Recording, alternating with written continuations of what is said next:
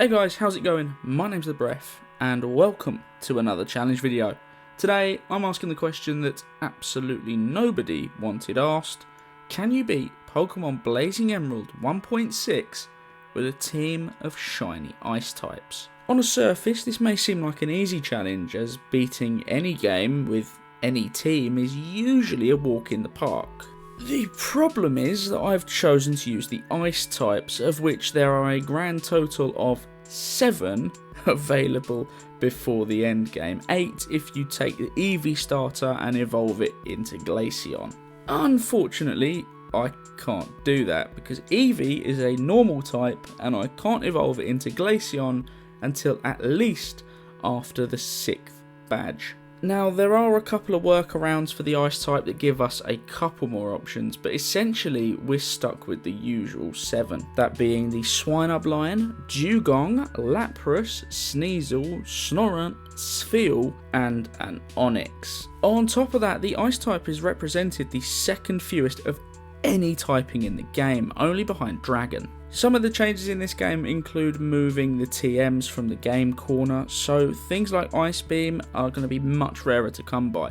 For the most part, we are going to have to rely on a Pokemon's level up moveset, although certain TMs do come into play and they are completely reusable. So with that out of the way, we've now got to worry about what our starter's going to be, and I will get to that in a moment.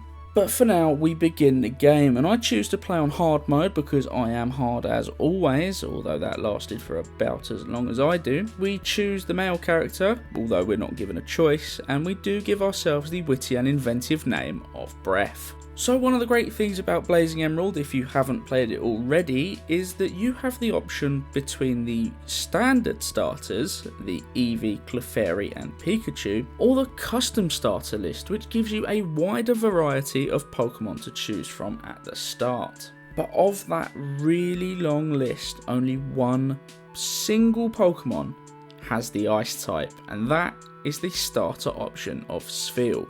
Now sure, on a technicality, I could pick Eevee, run through the game with it, evolve it at the right point, and then have a Glaceon and thus have an Ice type, but the problem is, there isn't another available Ice type before the 4th gym.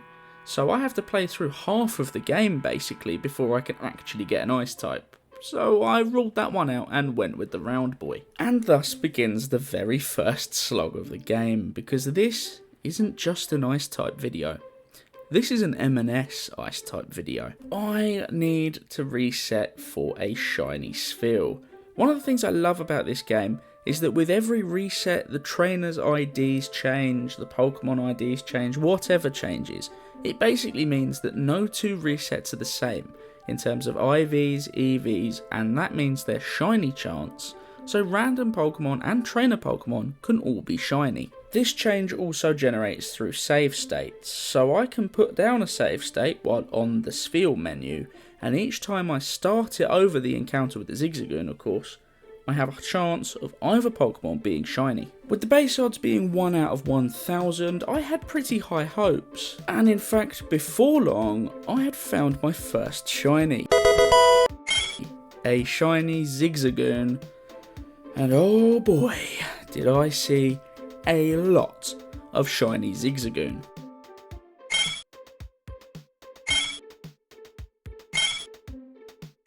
In fact, according to my notes, I saw 13 shiny Zigzagoon. That may or may not be correct. I will have put the correct number on screen now. However, I didn't see a single Spheal. In the end, after an hour, I switched off the recording and continued to grind. Eventually, I got really excited because I found one, and I completed the fight, I saved the game, I gave it a nickname, and yeah, hashtag Breff's a pleb because I completely forgot that I'd switched off my recording. I'd nicknamed it Happy, and we're gonna continue, but just so you know, I have literal hours of gameplay footage after them because I was not taking any more risks. Anyway, with that saga done, we now get to continue with the gameplay, and that involves heading up to fight May, who, for some unknown reason, chose that Eevee starter. What she definitely didn't bank on though was us having a slightly overpowered Spheal and battering it aside as easy as that. I mean, the story is no different to Pokémon Emerald, so our first major fight from this point is the gym leader Roxanne. Now, despite being Ice type and this being the Rock type gym, we're also part Water type and we know Water Gun. So she leads with her Aaron and it goes down easy enough, although it does do a fair amount of damage. The Geodude has absolutely no chance, and then she sends out a Hoennian Mareanie. I can't claim to have beaten her first time because I didn't, not by a long shot. I think this took 8 or 9 attempts. But eventually we get one lucky run where we end on a critical hit and we claim the first gym badge. So, as per usual at this time of the game, the story progresses as normal. We descend into the Rust Surf Tunnel, knock aside the Grunt, head back, collect the Pokénav, and make our way swiftly to Dewford.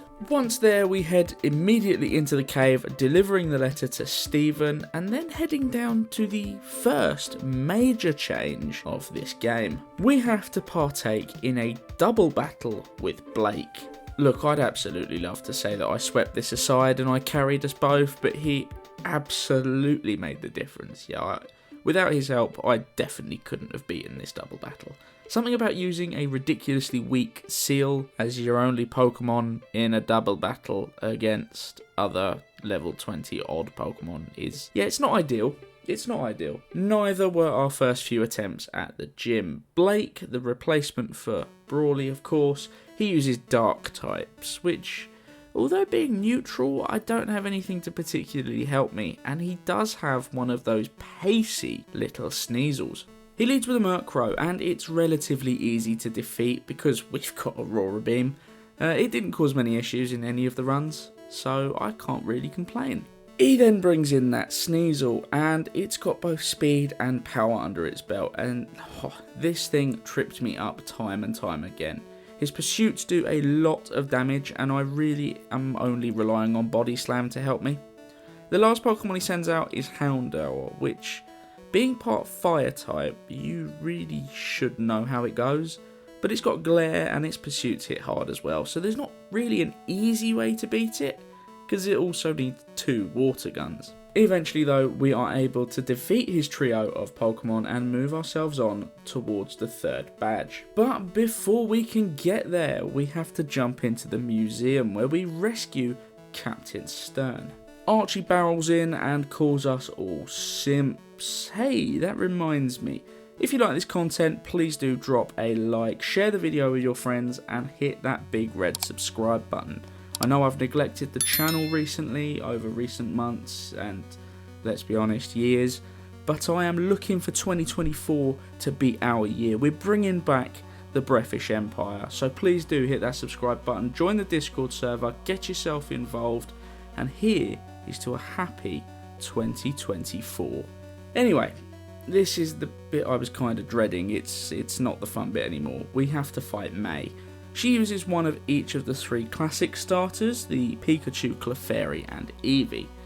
Pikachu is a pain for relatively obvious reasons, and we do not do particularly well. In fact, we do so badly that I have to go and level up more than I ever thought I needed to. The culmination of this is that our Spheal evolved into Celio, which, I mean, I love this shiny. That is just... it's phenomenal. And speaking of shinies from the Christmas teaser, we then get to go and fight Watson. Yeah, this went about as well as you might think it does, because we've got nothing to protect ourselves, nothing to do an awful lot of damage, and we are weak, very, very weak to electric. If I'm being brutally honest with you, I can't remember the details of this one, and it's currently 20 past 11 at night, so I'm not going back to check the footage. What I do remember though is that this took me ages, and I mean ages. And I pumped levels into it. I pumped levels and time and strategy. I tried it all, and it was tough, really tough. On the winning run though, we get the standout moment from the Christmas teaser. A shiny Magnezone from a trainer, which I wasn't sure I'd like this shiny, but the more I look at it, the more it really does resonate with me. I quite like shiny Magnezone, you know. The only thing I like more though is the sweet, sweet taste of success, which is what we end up with 3 badges down, and this game is rolling. We're rolling on down to the cutscene at Meteor Falls, which really, now that I say it out loud, I kind of hype that up a little bit too much. Yeah, we go and we head all the way back to the volcano where we get to tangle with Maxie. Good old Max, he's a big boy, he's hiding something very, very special in those pants of his, and by that I mean I'm talking about his Pokemon. He's got a fairly decent team.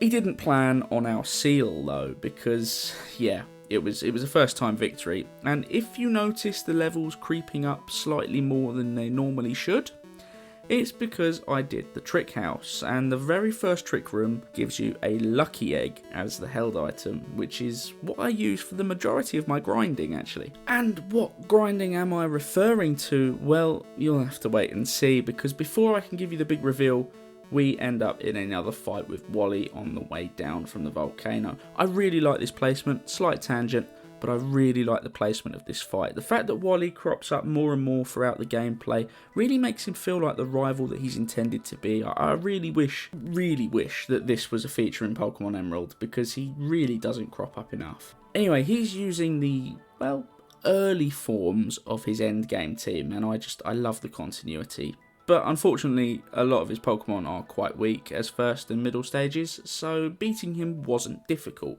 And now we get to the bit where I am going to cry myself to sleep, because it took forever. The website I used, the one to help me find and locate the Pokemon, for anyone who wants the link, it's in the description. It's nuzlocke.app/guide/blazing-emerald. It's a brilliant site, at least for me anyway, for this challenge in particular. And that told me what I needed to know, which was that I could find a Swinub in Laveridge Town. At first I really hoped it was going to be a giveaway where I could choose which Pokemon I wanted, or I would just be given one that I could reset for.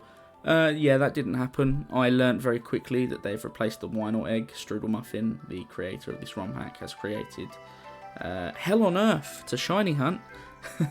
He's replaced the Wynot egg with a baby Pokemon egg, which gives a chance of it being a Swinub. Which of course means it's got a chance to be something other than a Swinub. It has the chance to be another shiny other than a Swinub.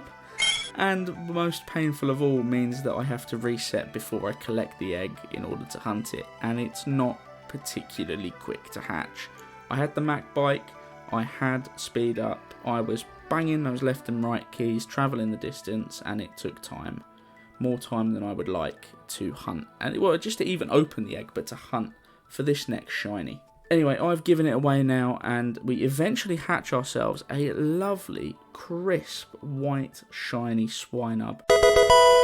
And it looks phenomenal. I really wish it kept this white variety through its line. It would look fantastic as a snowy mammoth. But it doesn't, unfortunately. So enjoy this while it lasts, because it gets pretty hideous from here. But that's for a future moment. Right now we have to tackle Flannery, and if I'm being brutally honest with you, yeah, she wasn't difficult. She was not difficult. The worst thing about her was taking the time to slow down my pace in order to actually record me smashing her first time. Nice. And to be honest, we kind of stagnate a little bit here, so we have to go straight towards Norman. On the way, I do switch the lucky egg over and do myself some grinding, and we manage to evolve the Swinub into Piloswine and then into Mamoswine. Now, Mamoswine shiny, I love the little red, the little pinky accents, but it's just, let me know down in the comments whether you prefer the actual shiny, or whether, like me, you think it would look even better with the red accents and that snowy white body. Anyhow, Norman's the next gym leader, and we bring out our lovely little Mamoswine, Holidays, who decimates the Linoon with a couple of earthquakes. He also hits a lovely critical hit on the emerging Exploud, and unfortunately though, after Blissey, when Ursaring comes out, we do go down like me and your mum after a couple of tequilas. But we do bring out a big Walrein to finish off the matter, and with Daddy defeated, we now have access to Surf, 5 gym badges, and as with all Blazing Emerald runs, we head in search of the shiny charm. And also, as usual, the compilation of me being a complete and utter useless pleb when it comes to solving puzzles.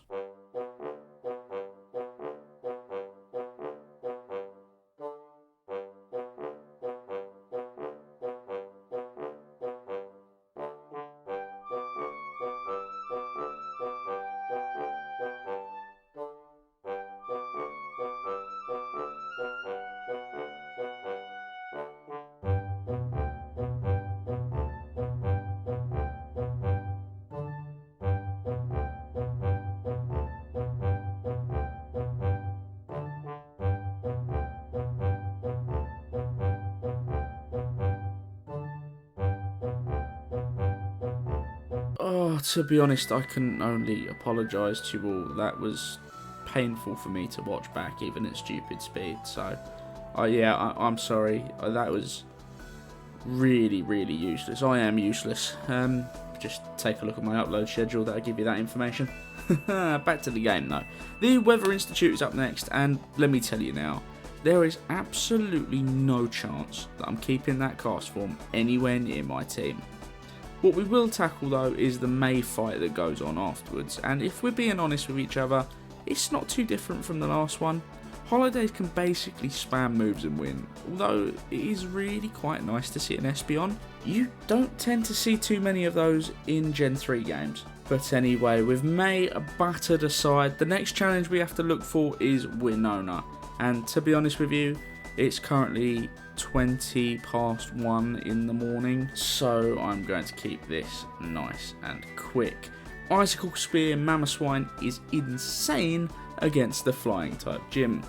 It's good, but it's not quite Carling, as we need Walrein to come in and finish off the final couple, but if I'm being honest, I really enjoyed that fight. I don't know if it's just me, but personally, it's always fun when winning comes as easily as Bard Breaker does. Can't insult a man without plugging his latest video. Great guy, great channel, great mate. Go and give him a like. Go send some support. It's a cracking video as always. Yep, it's not paid. Nah, we won't go down the sponsorship route. Not since last time anyway. Anyway, beating Winona gives us the 6th badge, and that is enough for us to start looking towards claiming new team members. And if you're anything like me, I bet you forgot they actually existed. But yeah, there are going to be more team members. Unfortunately though, they're all locked off in a part of the game now that we can't access until we do some story stuff. So it's up to the top of Mount Pyre before we descend into the volcano to see Maxie, who decides it's a fantastic idea to take his giant throbbing blue ball and explode it all over a Groudon. He's frustrated that it decides to run away in terror, as we all would, and decides to pick a fight with us. Newsflash, it did not go well for him. With that, we head back to Slateport to watch Archie steal a submarine before standing longingly in front of the captain and whispering those magic words to him. I'm the captain now. Oh, don't that just send shivers down your spine hearing that back? Ugh, nasty. Anyway, with that done, we can then head to the Aqua Hideout off of Lily Cove, and now it's the moment you've all been waiting for. Ladies and gentlemen, it's time for a new team member. And I chose the easy one first, and I didn't know. How could I have known? The pain, oh the horror, the pain. Oh, it was so bad. Oh, I'm half the man I used to be. Oh, I can't tell you how bad it was to shiny hunt this static Onyx. Oh, between the fact that it can move during resets and it didn't want to be shiny. It did not want to be shiny. So it was painful, let's just put it that way. And at this point I kind of contemplated ditching the shiny aspect of the challenge, because this Crystal Onyx vibe is phenomenal. And no points for guessing what the actual shiny looks like. No, this Onyx is fantastic. It's a special attack beast, and to be honest, a powerful member of my team. I name it Love, and I move on to the next bit. So, this is where I need to do a little bit of explaining as well. There is an item in this game called the Frost Stone, which is used to evolve certain Pokemon, including Eevee, into Ice-type variants. That's all I'm going to say for now. You can collect one in the cave at the right time. You can collect another one in the cave, guarded by a special encounter that I won't ruin for anyone, during a different period of time. And you also end up with a 5% chance of a wild spheal holding it. I need 2 of these stones. So it's now a time to guess how much of a pleb the Breph is. Did I take option A? Collect the one that I could get at this time of day, log off, log back on at the different time of day, and collect the second one that I need? Or option B, hack in some Master Balls and catch as many wild spheal as I possibly could? Yeah, it was that one. I went for that one. Somehow in my tiny, insignificant brain, I thought it'd be a good idea, you know?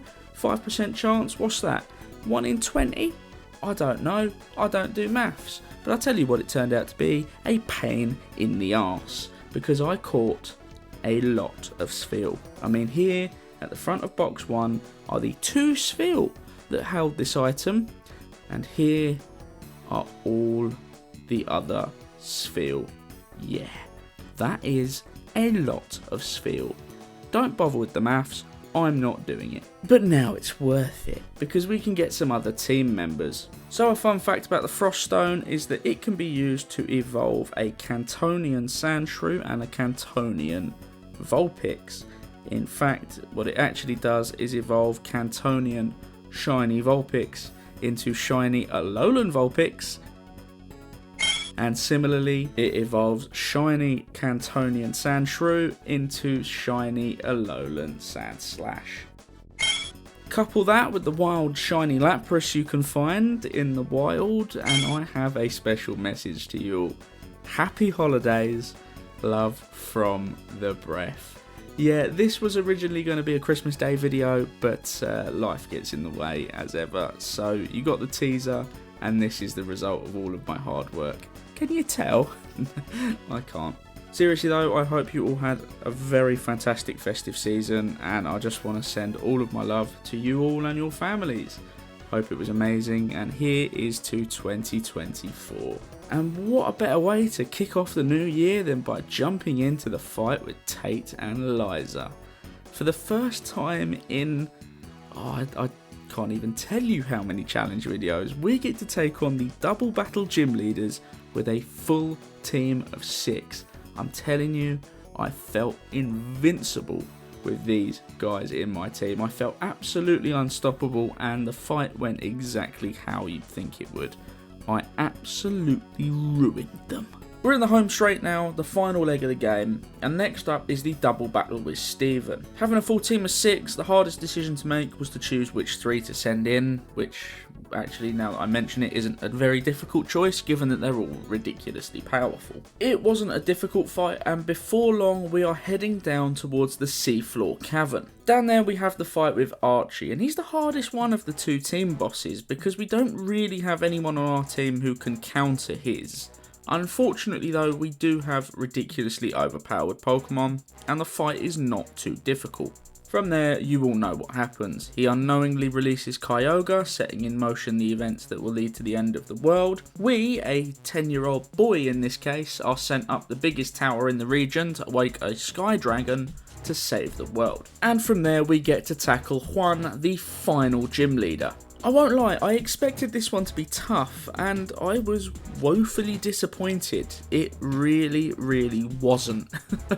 It was actually quite straightforward. We beat him first time, and with all 8 badges down, we finally get to head to the final stretch, the Elite Four. On the way though, in Victory Road, we do have to fight Wally one more time, and his team, easy. We've beaten him so many times before that actually his final lot are just slightly higher level. They don't really do anything. His Magnezone is a bit of a problem, but it's the same reasons why Watson's one was, and we managed to beat that, so this was no different. And with that, we find ourselves at the doorstep of the Elite Four. We step in to tackle Phoebe. Her team is quite strong actually, but she forgets that we've got an entire team of overpowered, over-leveled ice types, and realistically, it was never going to end in anything less than a victory. I lead without Alolan Ninetales, who does a really good job actually, all things considered, before bringing in our Alolan Sandslash to finish off the fight. At least that's what I originally thought was going to happen, but the dozy you-know-what ended up getting put to sleep, so we have to bring in our Chrysalix in order to actually finish off the fight. Serena is the second member of the Elite Four and she uses grass types. Now, I don't think it takes a genius to figure out why I wasn't concerned about this one. Although in the past she has caused me great difficulty and it wasn't a casualty-free run. She did manage to take down our lead Pokemon, and please accept my apologies, I'm recording this audio, it's now New Year's Eve, so the fireworks have begun if you can hear them. But no, it wasn't a casualty-free run. She did manage to take down our Alolan Ninetales, but in the grand scheme of things, that doesn't really matter. Bede is up next with his team of fairy types, and this is just the one. Mamoswine carries us through everything. The Bishop comes in and takes down the Alolan Ninetales, which I'm beginning to see a pattern now. For anyone wondering why I'm constantly leading off with that one, it's because she's the lowest level member of our party, and it shows. It does show. But Bede wasn't an issue, and that's 3 of the 4 members down. There's only one more to go before the champion, and that is Drake. Drake's team is full of powerful dragons, and again, this isn't a casualty-free run, but it is the first time that I can safely say Alolan Ninetales carried this fight. Freeze-Dry did so well to take down so many of his Pokemon, and although we do bring in Walrein, who does eventually go down, it's a fantastic showing from the newest member of the team. And with that, there is only one more trainer standing in our way, the champion, Wallace. I reorganised the party for reasons that will become glaringly apparent in just a moment, and I begin the fight. Whiscash comes out first, and Walrein leads. A couple of waterfalls and that thing goes down pretty easily. Tentacruel comes out second, and yeah, I knew this was not going to end well. There wasn't a lot I could do after the overdrive does so much damage before Tentacruel thunderclaps my cheeks, and then I'm left with no option but to bring in Mamoswine. And what a fantastic choice that turned out to be, because Earthquake on this bad boy is insane. Turned out to be the only move I needed. The only time I ever switched up was when Ludicolo came out and I opted for Icicle Spear instead because for some reason I thought it would do more damage. The decision paid off in the end, and before too long we have defeated the champion and beaten this challenge. All of our team members make their way into the Hall of Fame in a menacing looking display, and the message stands true. Happy holidays everybody. I hope you've had a fantastic festive period and I hope you've enjoyed this one. Oh, well, another challenge done, and yeah, I'm so sorry it didn't come out at Christmas, but hopefully we're starting the new year off right. You can expect another video over the next couple of weeks, just explaining what happened, why there was an absence, what's going to happen in the future, what's going on in my personal life, and what the channel is going to look like for 2024. I am determined, with everything else that's going on, to make 2024 the best year the channel has had, well, in memorable history. Anyway guys, thank you all so much for watching. I hope you've enjoyed the festive period. Happy New Year to every single one of you out there, and much love for giving you your time to watch this video. Please do hit that like button as I mentioned earlier. Please do share it around, subscribe if you haven't already, and stay tuned. Watch this space for 2024. Anyway, thank you all so much for watching, and I look forward to seeing all of you, and hopefully some more, in the next one.